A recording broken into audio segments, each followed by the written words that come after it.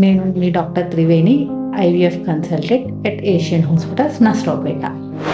ఈరోజు మనం డిస్కస్ చేసుకోబోయే టాపిక్ ఏంటి అంటే, ఒకప్పుడుతో పోలిస్తే ఇప్పుడు జనరల్గా చాలా 32 ఎగ్ రిజర్వ్ అంటే గుడ్డు యొక్క క్వాలిటీ అన్నది తగ్గుతూ పోతుంది. ఇది ఎందుకు అన్నది చూద్దాం.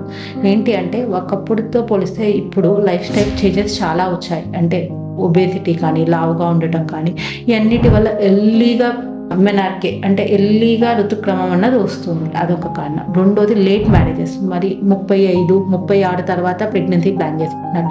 సో అప్పటికి ఎగ్ రిజర్వ్ అన్నది తగ్గుతూ పోతుంది. ఇంకొకటి 3, ఇండియన్ పాపులేషన్ జనరల్గా మనకి ఐడియల్గా వచ్చేసి అరౌండ్ 25 అన్నది ఎగ్ క్వాలిటీ, ఎగ్ మెయింటెనెన్స్ అనేది బాగుంటుంది. ఇంకొకటి 4, ఈ ఎన్విరాన్మెంటల్ ప్లాస్టిక్, వీటన్నిటి వల్ల మన ప్లాస్టిక్ వాడకము, ఈ బీపీఎస్, వీటన్నిటి వల్ల ఏమవుతుంది అంటే ఉన్న ఆ కొంచెం ఎగ్స్ కూడా ఎగ్ క్వాలిటీ అన్నది తగ్గుతూ పోతుంది.